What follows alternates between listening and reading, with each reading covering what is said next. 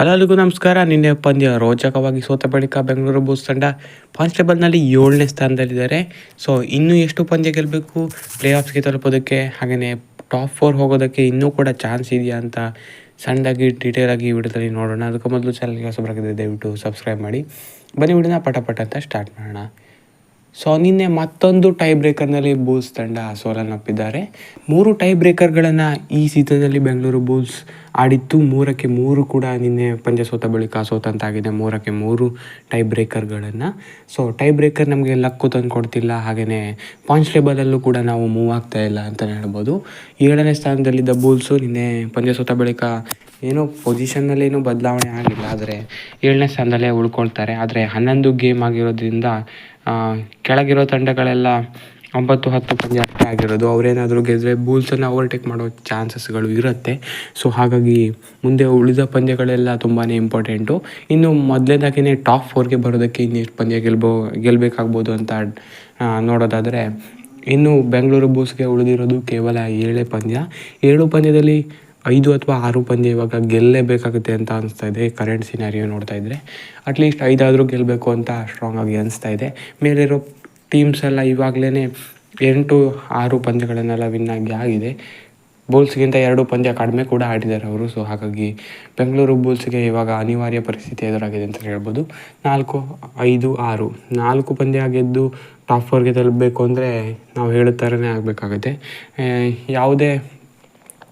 ಯಾವುದೇ ರೀತಿಯ ಟೀಮ್ ಮೇಲೆ ಡಿಪೆಂಡ್ ಆಗದೆ ಹೋಗಬೇಕು ಅಂತ ಹೇಳಿದ್ರೆ 5 ಅಥವಾ 6 ಪಂದ್ಯ ಇವಾಗಲ ಗೆಲ್ಲಲೇಬೇಕು ಅಂತ ಅನಿಸ್ತಾ ಇದೆ. ಟಾಪ್ 4ಗೆ ಏನಾದರೂ ತಲುಪಬೇಕು ಅಂತ ಹೇಳಿದ್ರೆ.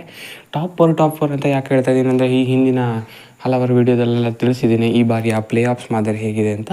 ಟಾಪ್ 1ಇಂದ 4 ತನಕ ಆಡೋ ಮ್ಯಾಚಸ್ನಲ್ಲಿ ಒಂದು ಮ್ಯಾಚ್ ಸೋದರೂ ಕೂಡ ಇನ್ನೊಂದು ಚಾನ್ಸ್ ಇರುತ್ತೆ ಫೈನಲನ್ನು ತಲುಪೋದಕ್ಕೆ. ಆದರೆ 5ರಿಂದ 8 ಪೊಸಿಷನ್ನಲ್ಲಿ ಏನಾದರೂ ಫಿನಿಷ್ ಮಾಡಿದ್ರೆ ಎಲ್ಲ ಎಲಿಮಿನೇಟರ್ ಥರನೇ ಆಡಬೇಕು. ಹಾಗೆಯೇ ವಿನ್ ಆದರೂ ಸಹ ತುಂಬಾ ಮ್ಯಾಚ್ ವಿನ್ ಆಗಿ ಫೈನಲ್ಗೆ ಬರಬೇಕಾಗುತ್ತೆ. ಸೊ ಹಾಗಾಗಿ ಈ ಡೈಲಾಗನ್ನು ಹೇಳ್ತಾ ಇರೋದು ಪದೇ ಟಾಪ್ 4ನಲ್ಲೇ ಫಿನಿಷ್ ಮಾಡಿದ್ರೆ ಉತ್ತಮ ಅಂತ. ಸೊ ಡೇ ಬೈ ಡೇ ಅದು ಸುಮಾರು ಕ್ಷೀಣ ಆಗ್ತಾಯಿದೆ ಅಂತಲೇ ಹೇಳ್ಬೋದು ಟಾಪ್ 4 ಪ್ರೊಬಬಿಲಿಟಿ. ಆದರೆ ಟಾಪ್ 8ಗೆ ಪ್ರೊಬಬಿಲಿಟಿ ಜಾಸ್ತಿನೇ ಇದೆ ಅಂತಲೇ ಹೇಳ್ಬೋದು. ಟಾಪ್ 8 ಆರಾಮಾಗಿ ಫಿನಿಷ್ ಮಾಡ್ಬೋದು ಅಂತ ಅನಿಸ್ತಾ ಇದೆ ಬೆಂಗಳೂರು ಬುಲ್ಸ್ ತಂಡ. ಆದರೆ ಪ್ಲೇಯಿನ್ ಪಂದ್ಯಗಳನ್ನು ಆಡಬೇಕಾಗುತ್ತೆ. ಅದಾದ ಬಳಿಕ ಎಲಿಮಿನೇಟರು, ಕ್ವಾಲಿಫೈಯರ್ ಟು, ಹೀಗೆ ಸುಮಾರು ಪಂದ್ಯ ಆಡಬೇಕು. ಈಗಾಗಲೇ ಎಕ್ಸ್ಪ್ಲೇನ್ ಮಾಡಿದ್ದೀನಿ ಪ್ಲೇ ಆಫ್ಸ್ ಇದು ಹೇಗಿದೆ ಅಂತ.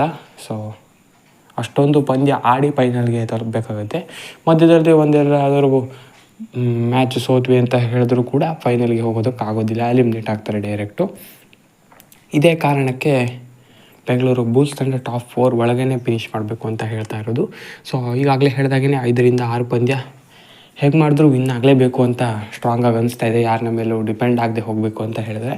ಸೊ ಡಿಪೆಂಡಾಗಿ ಹೋಗ್ಬೋದು ಅಂದರೆ 4 ಪಂದ್ಯ ಗೆದ್ದು ಒಂದು ಚಾನ್ಸ್ ನೋಡ್ಬೋದು. ಸೊ ಹಾಗಾಗಿ ಸ್ವಲ್ಪ ಈಗ ಕ್ರಿಟಿಕಲ್ ಪೊಸಿಷನ್ಗೆ ಬಂದಿದ್ದಾರೆ ಟಾಪ್ 4 ತಲುಪೋದಕ್ಕೆ. ಚಾನ್ಸಸ್ ಇದೆ, ಇಲ್ಲ ಅಂತ ಹೇಳಲ್ಲ, ಸ್ವಲ್ಪ ಕಡಿಮೆ ಆಗ್ತಾಯಿದೆ ಒಂದು ಮ್ಯಾಚ್ ಸೋತಾಗ್ಲೂ ಕೂಡ. ಸೊ ಹೋದ ಪಂದ್ಯ ಈ ಪಂದ್ಯ ಆಲ್ಮೋಸ್ಟು ಗೆಲ್ಲೋ ಪಂದ್ಯ ಆಗಿತ್ತು ಅಂತಲೇ ಹೇಳ್ಬೋದು.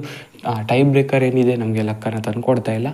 ಟೈ ಬ್ರೇಕರ್ ಏನಾದರೂ 2 ಬೀಟ್ ಮಾಡಿ ವಿನ್ ಆಗಿದ್ದಿದ್ರೆ ಇವಾಗ ಬೆಂಗಳೂರು ಬುಲ್ಸ್ ಪೊಸಿಷನ್ನೇ ಬೇರೆ ಥರ ಆಗಿರ್ತಾಯಿತ್ತು ಖಂಡಿತವಾಗ್ಲೂ. ಇವಾಗ 12 ಪಾಯಿಂಟ್ನೊಂದಿಗೆ 3ನೇ ಸ್ಥಾನದಲ್ಲಿ ಕೂಡ ಇರ್ಬೋದಿತ್ತು ಬೆಂಗಳೂರು ಬುಲ್ಸು. ಅದು 2 ಪಂದ್ಯ ಏನಾದರೂ ನಮ್ಮ ಕಡೆ ಬಂದಿದ್ದರೆ ಏನೂ ಮಾಡೋಕ್ಕಾಗಲ್ಲ. ಚೆನ್ನಾಗೇ ಆಡಿದ್ದಾರೆ 2 ಪಂದ್ಯ, ಅದಕ್ಕೆ ನಾವು ಖುಷಿ ಪಡಬೇಕು.